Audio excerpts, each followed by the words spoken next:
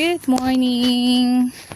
Because Gaspar is sick, we need to get his herbal medicines. This is gabon or sambong nilalaga for his babath.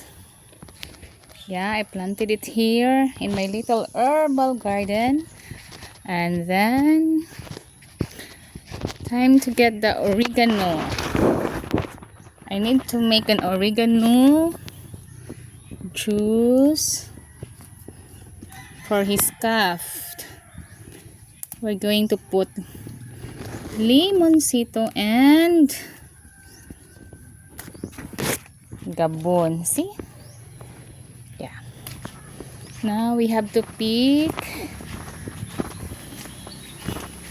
from our garden the limoncito. Yes. This is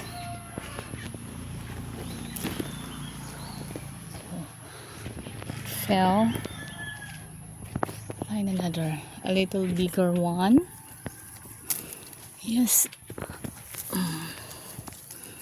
See, we only put 3 limoncito. Have it here. See, and then we put some leaves of malunggay. We put some malunggay leaves. Yeah.